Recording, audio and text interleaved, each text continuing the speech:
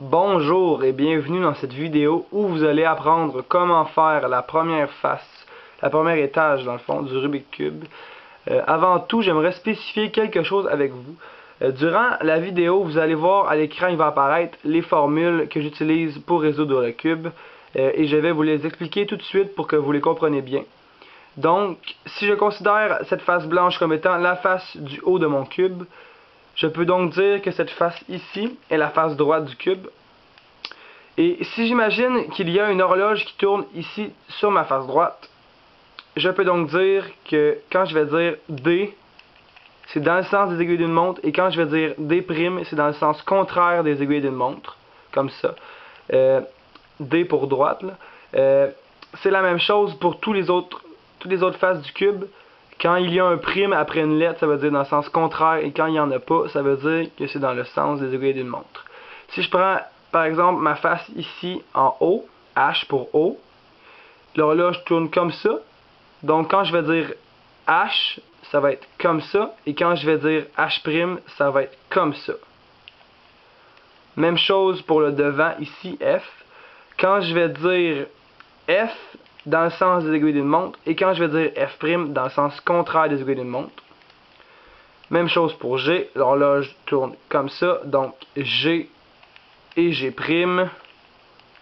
Pour le dessous, l'horloge tourne comme ça, donc B et B'.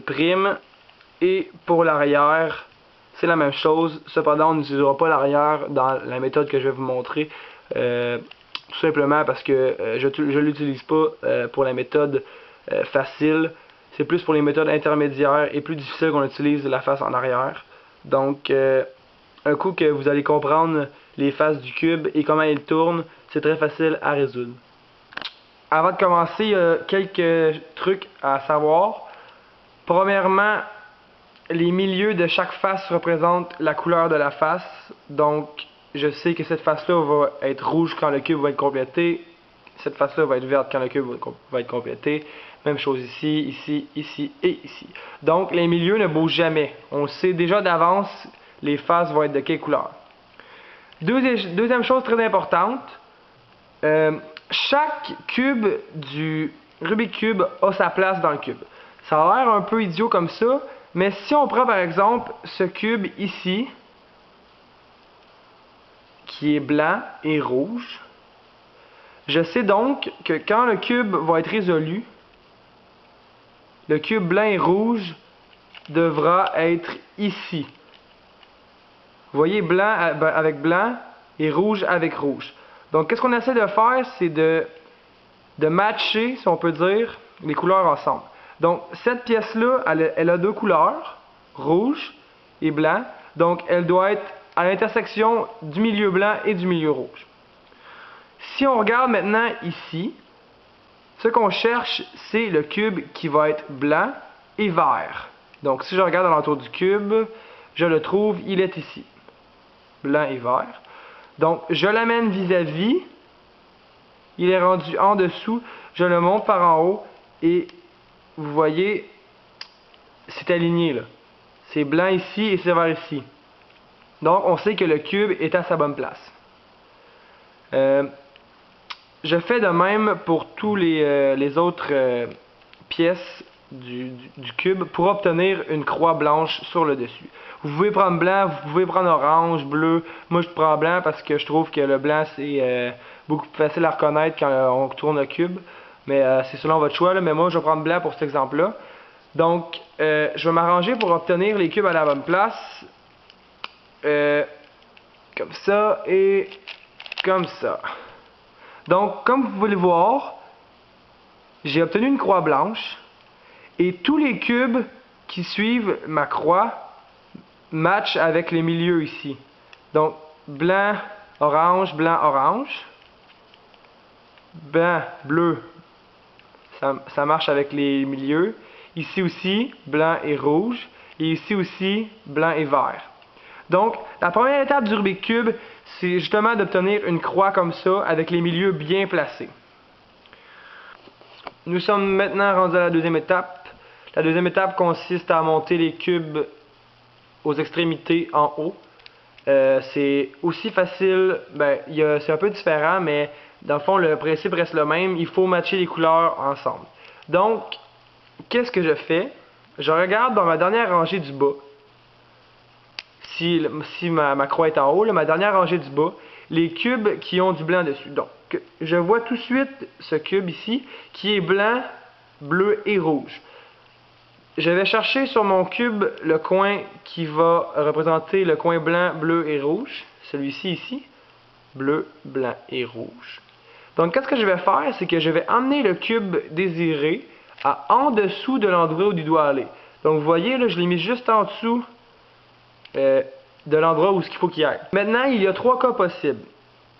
Le premier cas est celui-ci. Quand vous emmenez la pièce en dessous et que le blanc regarde vers vous, l'algorithme à suivre pour réussir à mettre ce cube-là en haut ici, parfaitement placé, est B, D', B', D. Donc vous voyez, le cube c'est parfaitement bien placé en haut, il match avec les couleurs qu'on voulait. Je fais la même chose pour les autres cubes, donc je repère en bas toujours un cube qui a du blanc dessus. Ici on voit que le cube est blanc, orange et bleu, donc il va aller ici, orange, blanc et bleu. C'est la même algorithme qu'on vient juste de faire, B, D', B', D. Donc, vous voyez, le coin c'est parfaitement placé. Donc là, maintenant, on a 2 coins qui sont déjà bien placés. Il n'en reste plus que 2. J'essaie de retrouver un cube qui a encore du blanc dans la dernière rangée. Par hasard, il est encore bien placé. Je vais le changer pour qu'on obtienne un nouveau cas. Comme par exemple, ici, j'emmène le cube désiré. Je sais qu'il doit aller ici. Mais là, je me rends compte que le blanc regarde par en bas. Donc, quand il regarde par en bas, c'est un peu plus difficile à faire. L'algorithme est un peu plus long, mais c'est quand même assez faisable. Donc, qu'est-ce qu'on va faire quand le blanc regarde par en bas et nous, on veut l'emmener en haut? C'est la formule suivante. D', B2, D, B', D', B et D. Donc, vous voyez, le cube est rendu à sa place. Maintenant, le dernier cas qu'on va trouver, c'est celui-ci. Quand vous arrivez pour mettre votre cube en haut et que le blanc regarde vers la droite, c'est un algorithme très simple à suivre. Dans le fond, vous faites D', B et D. Il monte tout de suite. Donc, c'est assez facile de les placer. Et quand vous avez réussi à mettre toutes les extrémités de la première face, vous allez voir que le cube fait comme un petit T de couleur, de la même couleur. Donc ici, on a notre petit T orange, petit T bleu, petit T rouge et petit T vert. Ça indique dans le fond qu'on n'a pas fait d'erreur et que nos cubes sont tous à la bonne place.